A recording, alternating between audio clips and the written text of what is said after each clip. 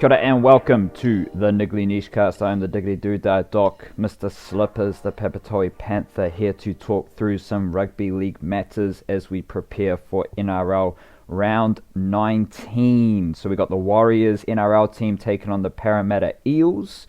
Then we have the Warriors reserve grade Canterbury Cup team taking on the Wentworthville Magpies, who are the Eels feeder club. And the Jersey Flegg Warriors are taking on the Parramatta Eels equivalent. Appreciate you listening to this amazing Nishcast Rugby League extravaganza. As always, your support is always appreciated. You know the deal. Patreon, like, subscribe, rate and review. Just support the Nishcast and the Nishcast as best you can. And if you listen to this on YouTube, just leave a comment and tell us where you're listening from, where you're up, what you're up to, especially if you're from outside of Aotearoa, or maybe if you're from South Auckland, tell me where you're from in South Auckland, because I know my way around the South Auckland streets. But yeah, we appreciate you listening and supporting the Nishcast and everything that we do, and of course listening and supporting the Nishcast. Before we talk about Warriors NRL footy, I'm just going to roll through all the topics today pretty hard and fast, just so we can touch on everything and keep it a fairly short podcast. There was news that came out that the Warriors had signed a lad by the name of Rocco Berry, and he is a rugby union player from St. Patrick's Silverstream College in Wellington. Watching the videos, he looks like a pretty good footy player. He's the son of a former All Black, as all the mainstream media like to remind us. But I'm just only focused on Mr. Rocco Berry himself. Now, this is what I found really interesting about this. There are a couple of layers of interest that I wrote about. So if you want the full debrief, go check that out on the website. But what I found a wee bit interesting is that this is the second player in the space of 12 months that the Warriors have signed from St. Pat's Silverstream in Wellington. Prior to this season, they signed Naila Masima from St. Pat's Silverstream. He scored a hat-trick in the Wellington College final, like the Wellington College rugby competition final, not Wellington College, because that's an actual school. But Naila Masima scored a hat-trick in that final, and now he's played a couple of Jersey Flegg games this season, featuring sporadically, so I don't know what his development is up to. He's played like games off and on, but he was signed by the Warriors out of St. Pat's Silverstream First 15 Rugby Union. And now we have Rocco Berry, who has been signed out of St. Pat's Silverstream. Rocco Berry plays fullback. He's got good footwork. He looks like he's got good size on him. But the thing that stood out in the highlights that I saw was his passing game. So he's got all the flick passes, pass left to right, right to left, and all that, which would make him a interesting centre prospect for setting up that outside man, and also a fullback with good footwork. He's not a small dude. He's quite got a good size to him, and he's got the skills to be like a last pass option at fullback as well. So, whereas Naila Masima, he's in the forward pack, but it's just this idea that the Warriors have recruited two players from St. Pat's Silverstream in the space of 12 months, and it's a bit of a trend here because we got to remember that the Warriors signed Hayes Perham, Tom Ale, and Celestino Ravatamata out of Rotorua Boys High School. So the Warriors have set up a bit of a relationship, a bit of a connection with Rotorua Boys High School, and I don't think they've set up a relationship or a connection with St. Pat's Silverstream, but they've now recruited two rugby players out of St. Pat's Silverstream, and that's the start. That could be the start of a relationship and a connection between the Warriors and St. Pat's Silverstream. So very interesting what happens there. And it was also announced a couple of weeks ago that the Warriors would be stopping their Jersey Flegg program and instead taking up a team into the SG Ball competition. So I won't go into the full debrief about why I find that interesting. It's obviously a bit of a reshuffle. SG Ball is under 18 and it's played over like a 6 to 10 week period prior to the NRL season starting over in Australia, whereas Jersey Flegg is in conjunction with the NRL season and is under 20s. But for someone like Rocco Berry, I'm just interested because what the Warriors do with Rocco Berry is going to give a lot of insight and guidance into what the Warriors do. It's kind of just going to sum up the Warriors' pathways. Because Rocco Berry, I assume he's going to come out of high school and he's going to be over 18 years of age. So where do you put Rocco Berry? Because what's happened previously is that guys like Iliasa Katoa, Perham, Tom Ale, Ravatamata, those type of dudes, Patrick Alea from Christchurch as well, those type of dudes get signed from First 15 Rugby Union, but then they leave school and they can play under 20s footy. Whereas someone like Rocco Berry, he's going to leave school, but he's going to be too old for the SG ball team. So how does his development work with the Warriors with this rejigged pathway system? So that's just something to keep an eye out moving forward. And it's also a reminder that the Warriors are doing great things in the lower levels. Like the talent that the Warriors have signed and have on their books is bloody impressive. They got a stack of players who are in the New Zealand residents under 18 team, under 18 wider squad earlier this year. They've got some of the hottest First 15 rugby prospects.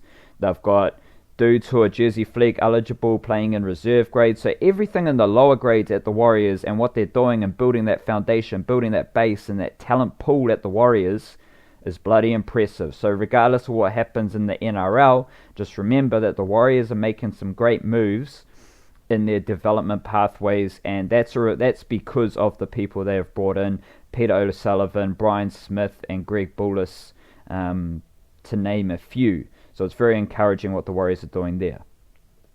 NRL footy this week, Warriors versus Eels. Warriors have named Blake Ashford is still in the centres, Gerard Beale on the wing, so no Patrick Herbert, and obviously no Adam Pompey with the return of Ken Mamalo. The forward pack is as per normal, and as the same as the Sharks. It's not the norm at the moment, but it's the same as the Sharks. Excuse me.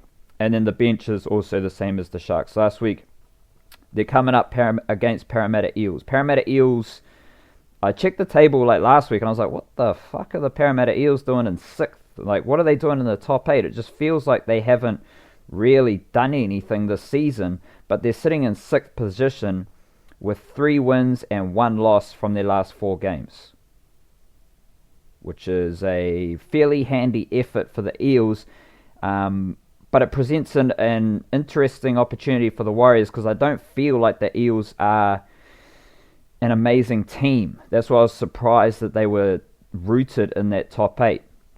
The Warriors are going to play at Bankwest Stadium, which is the new Parramatta Stadium, which is an amazing stadium. It would just be awesome if Auckland just had one stadium like Bankwest Stadium.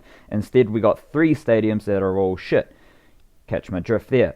But that Bankwest Stadium in Parramatta is amazing because of the environment and atmosphere it creates, and the Eels are always going to be difficult to beat at home.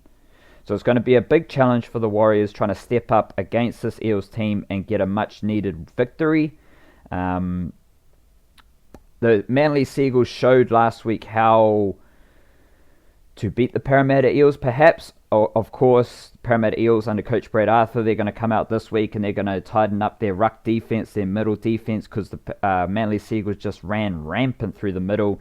Adam Whanua-Blake, Marty Tapau, Manasi Fainu, Tom Trbojevic, those type of jokers were just amazing through the middle last week. The Warriors can do the same. Isaac Luke's still one of the best dummy halves in the competition, dynamic out of dummy half. He gets to the line, offload pass. He needs people pushing up in support of him. Cody Nikorima, he's getting into dummy half, and when he gets into dummy half with that speed, it's going to be a factor as well. He's taken maybe 1, maybe 2 dummy half runs per game, which is a great sign for the Warriors. And I'd like to see from that Roger Tuivasa-Sheck staying in behind the ruck a whole lot more. It's kind of annoying seeing Roger Tuivasa-Sheck drift out to the edges, but it's good because he's a classy playmaker. He can do it. It's all right. But against the Parramatta Eels, based on what we saw last week, I just want a full Arsenal gone through the middle of the field against the Parramatta Eels. The Warriors need to win this game. They've got to win this game away from home, tough environment, and it's going to be a massive test for what the Warriors are up to this season. If they want to be a top 8 team, you're going to have to win this game. This is a type of game against an up-and-down Parramatta Eels team, their home ground. Warriors got to step up and do the business.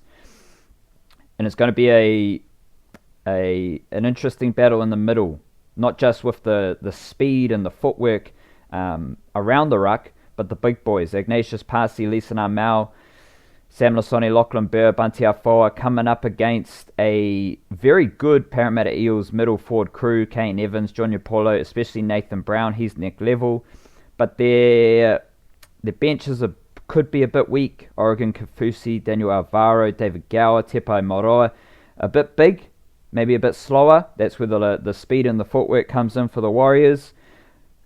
But it's just two even forward packs, I think, and I'm just very interested to see what the Warriors are up to in this game and what they dish up.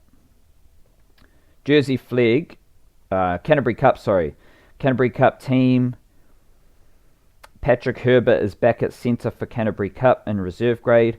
Adam Pompey's at fullback. Hayes Perham in the halves with Adam Kieran, and the forward pack as we've seen recently with Tyler Slade starting at hooker.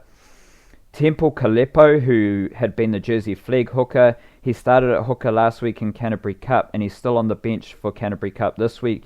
Sean Mullaney is nowhere to be seen, so one would assume Sean Mullaney is out injured this week for the Warriors. And also interesting in reserve grade is having King Vuniyayawa back on the bench, repeating after last week. So I mentioned his impressive performance last week, and he's earned another game with the Warriors, which is good signs for the Manurewa Marlins junior King Vuniyayawa.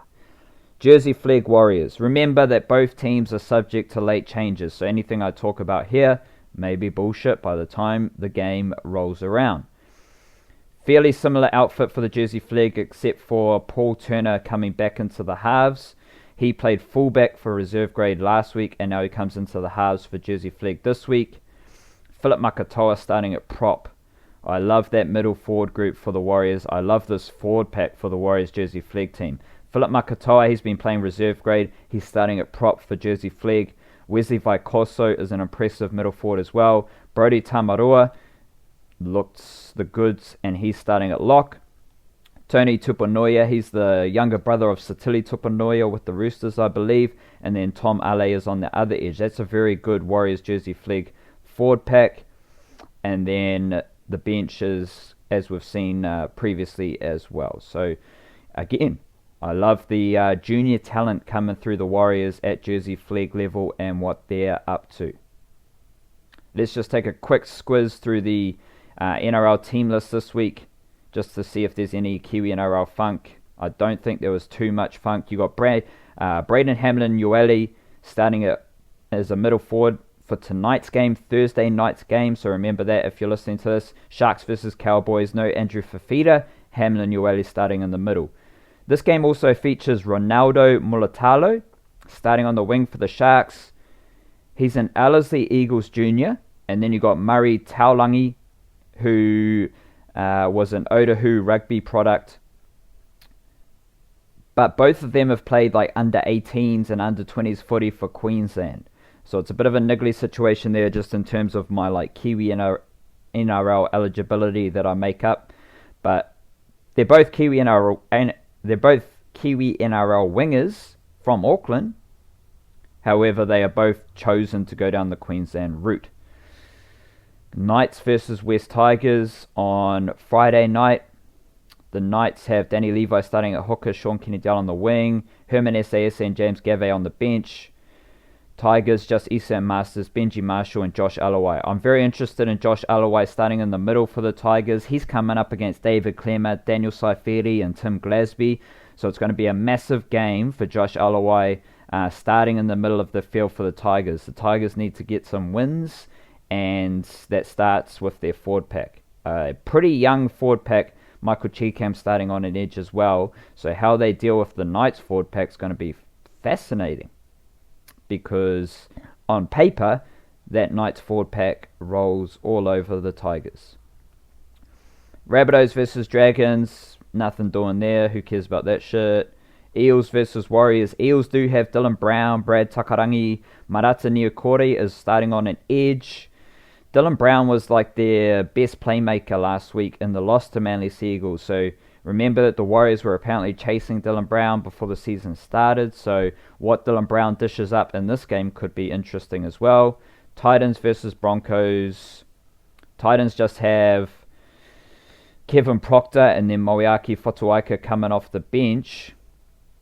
And the Broncos just have Alex Glenn and Jermaine Sako. Alex Glenn starting at centre for the Broncos, which is a wee bit interesting. I'm just going to pull up some stats here from the Titans' loss to Melbourne Storm, because Moeaki Fotuaika absolutely embarrassed his Gold Coast Titans forward pack homies. Coming off the bench, he played 53 minutes. He was the only forward to average 10 metres per run. And he had 13 runs for 132 metres. Jared Wallace had 16 runs for 133 metres, so not very efficient. Jared Wallace had more work rate, but Moeaki Fotuaika was more efficient. And we got to remember, Moeaki Fotuaika's he's barely 20, I think. And he's the Titans' best forward, with Jai Arrow not playing. He had 4 tackle busts and 2 offloads. Moeaki Fotuaika is one of the best up-and-coming forwards in the whole NRL. Kiwi NRL forward. He's from Gisborne with Tongan parents and Tongan heritage. He has represented Tonga before, and he's part of this young Tongan forward wave. So he's definitely someone to keep an eye on. Storm versus Seagulls. Jerome Hughes was exceptional. I think he had 3 try assists last week versus the Titans. He's at fullback. Jesse Bromwich, Nelson Sofa-Solomona, Kenny Bromwich, and Brandon Smith coming off the bench. Seagulls, Adam Whanua-Blake, Manase Fainu, Martin Tapau, they're all there for the Seagulls. And that battle between Jesse Bromwich, Nelson Sofa-Solomona, Adam Whanua-Blake, and Martin Tapau is going to be absolutely crazy. And then Brandon Smith coming off the bench. He's not going to play hooker, so he's not going to be lined up against Manase Fainu, but they are 2 very, very extremely talented hookers. They're going to do very different jobs in this game, but just keep an eye on Manase Fainu and Brandon Smith. Bulldogs versus Roosters on Sunday afternoon. Dallin Watene-Zelezniak starting at fullback, Remus Smith on the wing, Corey Harawira-Naira on an edge, Jeremy Marshall-King on the bench, Renouf Tu'umanga. He is from Wellington. I think he's from like Wainoia-Mato or something like that. Let me just check. He's recently got a whole lot of opportunities in the NRL. He's from Porirua Vikings in Wellington. He's just worked his way into the Bulldogs first grade team. Unfortunately, it appears at the expense of Ofahiki Ogden, who I really like and hasn't really done anything wrong, but whatever. Raymond Faitala-Mariner and Kieran Foran are also part of the wider squad. Joey Manu at centre for the Roosters, Waidea Hargraves, Tokiaho, Isaac Liu. And then you've only got Zane Teravano on the bench with Satili Tuponoia and Pawasa Fa'amasili.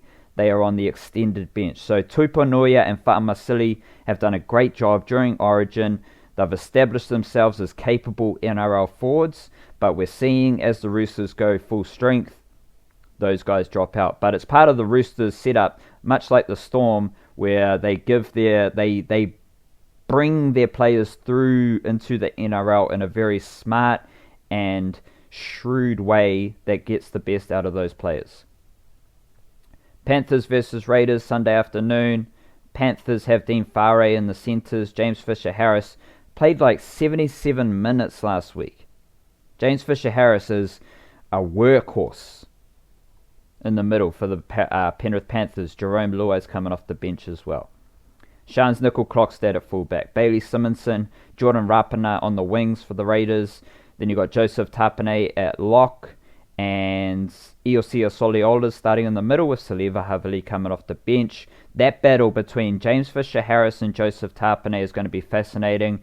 2 young Kiwi NRL forwards with incredible upside. They have both played for the Kiwis already in their young careers, but go about their business very differently and have different roles in their respective teams. Fisher Harris is a workhorse, as I said, plays big minutes, isn't hugely efficient, as I've talked about in the past, but he does all the gritty, niggly shit in the middle of the field for the Penrith Panthers, whereas Joseph Tapine, he's got Elliot Whitehead, he's got John Bateman, he's got Soliola, he's got Josh Papali, he's got all these amazing forwards to work with.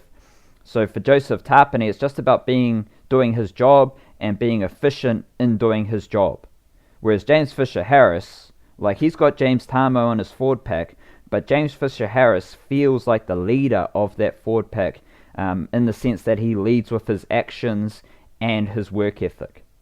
So two young Kiwi NRL forwards who do very different jobs for their respective teams, but they're both going to be in the middle of the field this week on Sunday afternoon. How about that? Little Kiwi NRL podcast, Warriors preview, all sorts of Warriors footy, rugby league. We love our rugby league at the Niche Cache. And kia kaha. Stay beautiful. Hope you enjoyed it. We'll be back early next week for another rugby league episode. And we'll just see what me and the wildcard can muster up in terms of other sporting topics as well. So stay beautiful. Keep it real with yourself. And we'll catch you next time. Cheer, cheer.